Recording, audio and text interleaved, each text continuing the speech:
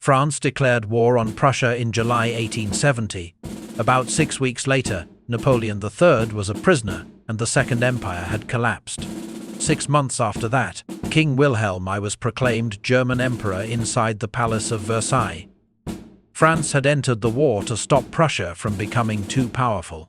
Instead, the war destroyed the French regime and completed the political transformation France had feared. That reversal begins with 3 men who occupied very different positions in the crisis. Napoleon III ruled through the prestige of the Bonaparte name.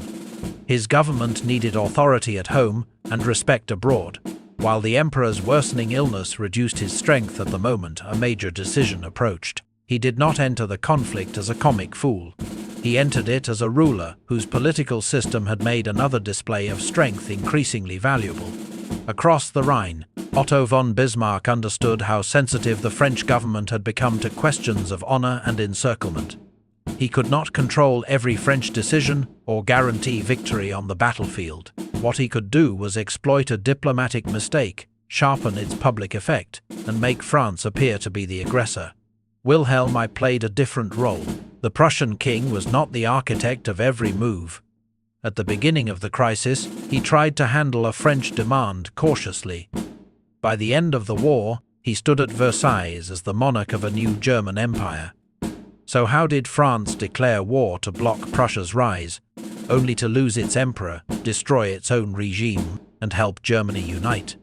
The trail begins far from either capital, with an empty throne in Spain and a French government that suddenly believed it was being surrounded. The empty throne was in Spain, but Paris saw the danger on both sides of France. After Queen Isabella II was driven from power, the Spanish government searched for a new monarch. Prince Leopold of Hohenzollern, Sigmaringen emerged as a candidate. He was a distant relative of King Wilhelm I to the French government. A Hohenzollern in Madrid could extend Prussian influence from the Rhine to the southwest and make France appear strategically enclosed. French pressure worked. Leopold withdrew his candidacy, and the immediate dispute could have ended there.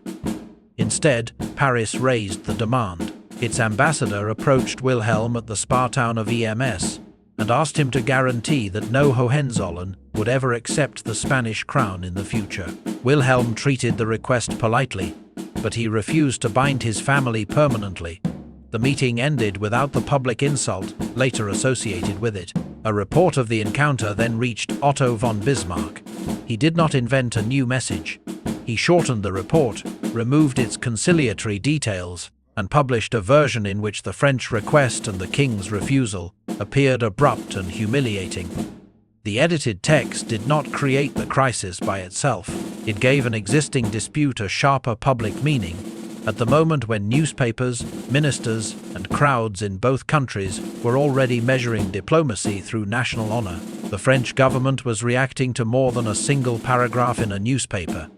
Prussia had defeated Austria 4 years earlier and now dominated northern Germany. Each further gain seemed to reduce France's influence in Europe, yet by demanding a permanent guarantee after Leopold had already withdrawn, Paris transformed a limited success into a fresh confrontation. Bismarck understood what France's next move could solve for Prussia. Austria had been pushed out of German affairs, but the southern German states had not yet fully joined the political structure led from Berlin. A war declared by France would make cooperation with Prussia easier to present as common defense. French leaders, meanwhile, believed that accepting another diplomatic setback would advertise weakness at home and abroad. On the 19th of July 1870, France declared war. The declaration was meant to defend French prestige. It instead gave Bismarck the political position he wanted. Prussia could fight as the attacked power, while Bavaria and the other southern states entered the war beside it. A Spanish prince never became king, yet the argument over his candidacy helped unite German armies against France. Once mobilization began, victory would depend less on which army carried the better rifle than on which state could turn its people, railways, and command system into a functioning machine of war. France entered the war with a weapon that should have inspired confidence. The chassepot rifle outranged the older Prussian Drace needle gun, and could hit accurately at distances the German infantry struggled to match. French soldiers were professionals, many with recent campaign experience. In the first exchanges, those advantages were real. They also encouraged a dangerous assumption that tactical quality could compensate for delays elsewhere. France had invested in modern weapons, including the mitrailleuse, and its infantry could punish an enemy once battle began. The harder question was whether enough men, ammunition, food, and clear orders could reach that battle before the opportunity disappeared. But a rifle could only help the man holding it.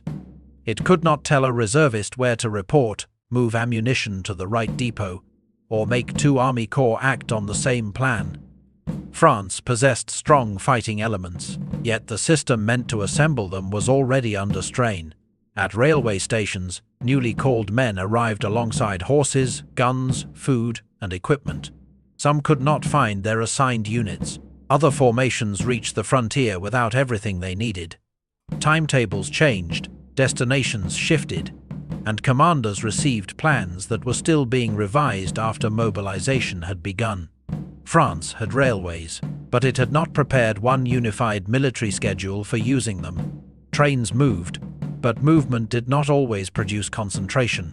The Prussian system was different in structure, not flawless in execution. Its reserve system provided a much larger pool of trained men, who already knew where they belonged when called up. Under Wilhelm von Moltke, the General Staff had spent years calculating which lines each formation would use, when trains would depart, where troops would assemble, how supplies would follow, and what each army was expected to do after reaching the frontier. The railway did not create this efficiency by itself. It worked because the trains, reserves, orders, and deployment plans had been designed as parts of the same mobilization process. This changed what military strength meant. France could place an excellent rifle in the hands of a capable soldier, but too often the soldier, his ammunition, his unit, and his orders did not reach the same place at the same time.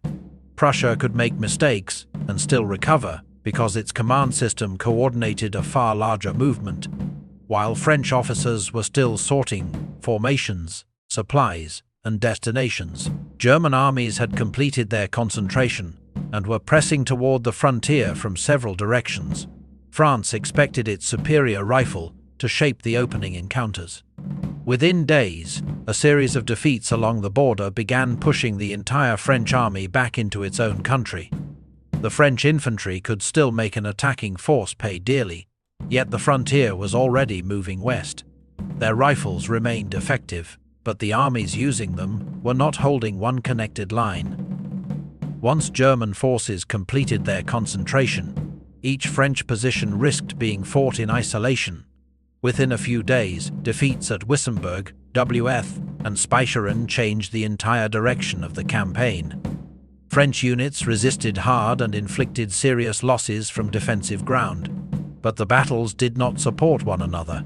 Reinforcements arrived unevenly, orders changed as the situation developed, and neighboring commands could not always act toward the same objective. Each local withdrawal opened more space for German forces to pursue and concentrate again. The visible change was not simply that France had lost several positions. Roads and railways that had been expected to carry troops toward Germany now carried formations back into France. Some commanders tried to establish new defensive lines. Others withdrew to protect their own forces. Napoleon III could no longer maintain effective control over the whole campaign, and more responsibility passed to the marshals at the front. The army was still fighting, but it no longer had one stable direction. Marshal MacMahon pulled his battered force westward. Farther north, the main army under Marshal Bazaine moved toward Metz. The distance between them widened as German armies pressed through the gap. France's two principal field forces were not retreating together toward a common position.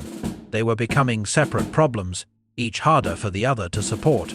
That separation mattered more than the loss of any single border town. If Bazaine could not move west from Metz, a large part of the French army might be contained near the fortress and removed from the wider campaign. France had begun the war asking how to cross the Rhine. Now Paris had to ask how to reconnect its own armies inside France. The government demanded action before the separation became permanent. MacMahon's force would be rebuilt and pushed toward a dangerous mission in the north, with Napoleon III moving alongside it. The next decision was no longer about invading Germany. It was about reaching the army around Metz before the route closed. MacMahon's rebuilt army of Chalons received a task that was political before it was military: move northeast and help Bazaine's army near Metz. Paris feared that if Bazaine remained cut off, one of France's largest field forces could disappear from the campaign. Yet, MacMahon's command was still absorbing units that had retreated from the frontier, along with new replacements, incomplete supplies, and formations that had not fully recovered their cohesion. The order offered a way to save Metz, but it pulled the army away from the safer approach to Paris. Columns turned northeast while routes, destinations, and supply arrangements changed again. Men who had already marched and retreated now moved across longer roads with less certainty about where the army would stop. The farther MacMahon advanced, the harder it became to preserve both the rescue mission and a clear route back west. Napoleon III travelled with the army, but his presence did not create a stable centre of command. Severe bladder stones caused persistent pain and limited his strength, including his ability to ride and remain continuously involved in decisions. His illness did not determine the campaign by itself, but it reduced the authority and endurance he could bring to an already divided command structure. German cavalry patrols, meanwhile, identified the direction of the French movement and sent reports back through their command system. The information was not perfect, and German commanders did not know every French intention. They reacted faster to what they did learn.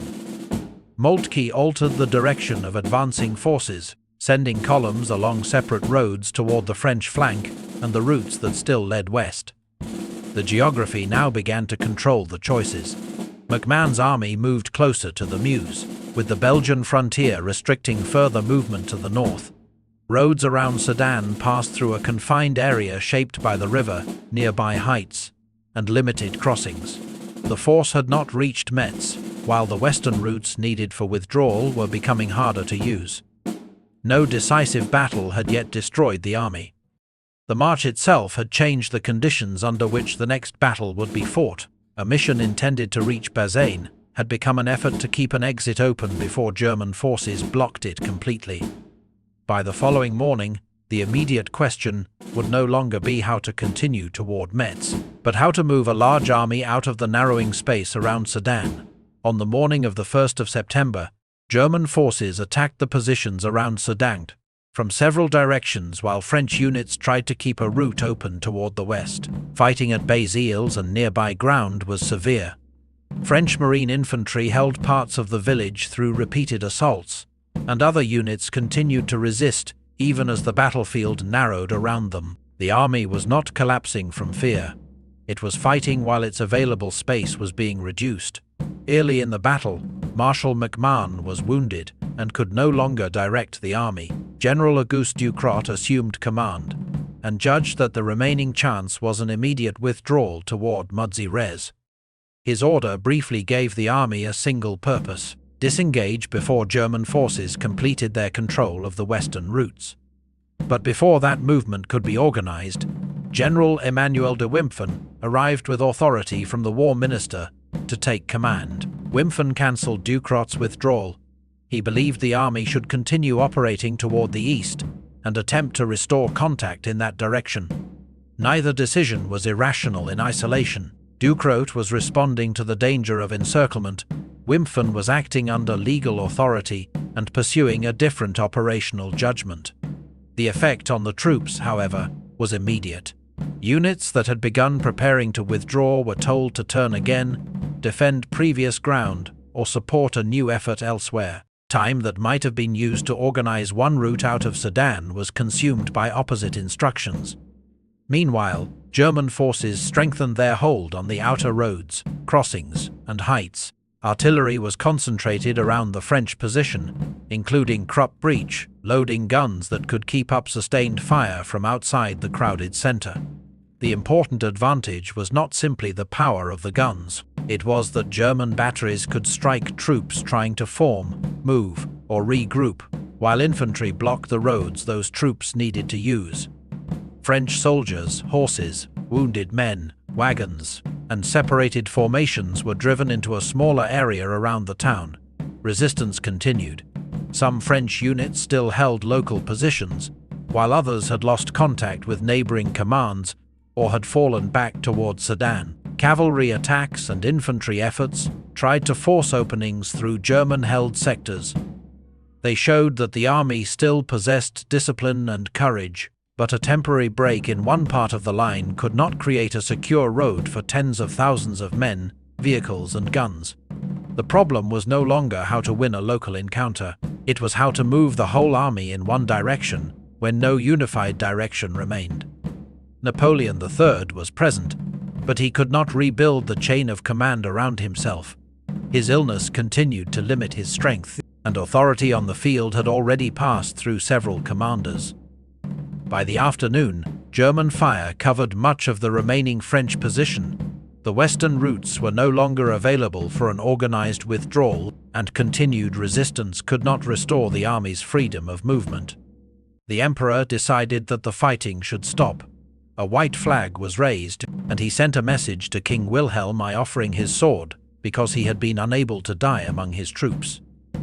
The battle did not end every formal step at that moment. On the 2nd of September, Napoleon III met the Prussian side and became a prisoner of war. The army then accepted the terms of capitulation and surrendered its weapons. Around 80,000 French soldiers became prisoners under the agreement. Sedan had therefore taken more than an army out of the campaign. The Second Empire had based much of its authority on the emperor's name, military prestige, and his claim to command France in war. Once the emperor himself was captured with his principal field army, military defeat became an immediate political crisis. The white flag at Sedan did not end France's war, but when the news reached Paris, the regime built around Napoleon III could no longer answer the question of who should rule. When the news from Sedan reached Paris, Napoleon III was no longer merely a defeated commander. He was a captured emperor, and the political system built around his person had lost its center. The Second Empire could not explain the disaster through imperial military authority, while the emperor himself was in enemy hands. On the 4th of September, 1870, a republic was proclaimed in Paris, and the government of national defense assumed power. The change did not represent one united public will, nor did it create a stable political order overnight. It did, however, replace a regime that could no longer lead the war with a government claiming authority to defend the country. That claim depended on a crucial distinction. Napoleon III had become a prisoner, and the army at Sedan had surrendered, but France as a state had signed no capitulation. The new government therefore treated the emperor's defeat as the end of his regime, not as a binding end to national resistance. A war begun to protect imperial prestige was redefined as a defense of French territory and the capital. The military situation remained severe. German armies continued their advance, while Bazaine's force near Metz remained separated from the rest of France. Paris prepared its forts, gathered troops, and tried to maintain contact with the provinces. By late September, the city was surrounded and its ordinary routes to the outside had been cut. France had changed the authority directing the war, but not the balance of forces on the battlefield. The imperial phase had ended, a longer republican struggle had begun under siege. Outside Paris, Prussian leaders established themselves at Versailles, while the German states fighting together were moving from wartime cooperation toward a permanent political union. On the 18th of January, 1871, while Paris remained under siege, King Wilhelm I stood in the Hall of Mirrors at Versailles and was proclaimed German Emperor. It was not a traditional coronation. It was the moment when the military cooperation of Prussia and the German states became a new political order. Bismarck had used France's declaration of war to make cooperation with Prussia easier for the southern states to accept, then help turn that cooperation into union. But the victory did not belong to one man. It rested on the armies, the general staff, the railway mobilization system, and the willingness of the German states to fight together. Later that month, Paris stopped organized resistance, and an armistice opened the way to negotiations. The final peace required France to pay 5 billion francs and transfer most of Alsace and northeastern Lorraine, including Metz. The settlement strengthened the new German Empire and left France with a lasting territorial grievance. The external war ended, but France did not immediately regain domestic stability. Defeat, the siege, and conflict over attempts to disarm Paris helped produce the uprising of the Paris Commune. France had not been defeated by one rifle, one illness, or one edited telegram. Its government turned diplomatic anxiety into a declaration of war that united the German states against it. Prussia then converted superior mobilization and command into battlefield control, while French defeat separated its armies and the attempt to reach Metz carried Mac-Mahon towards Sedan. When the emperor and a principal field army were captured, military failure destroyed the regime that had begun the war. The clearest result stood inside the Hall of Mirrors. France had entered the war to protect its prestige, limit Prussia, and prevent a German empire from emerging on its border. 6 months later, Wilhelm I was proclaimed German emperor at Versailles because France's declaration had supplied the common enemy, and Prussia's military system had supplied the victory.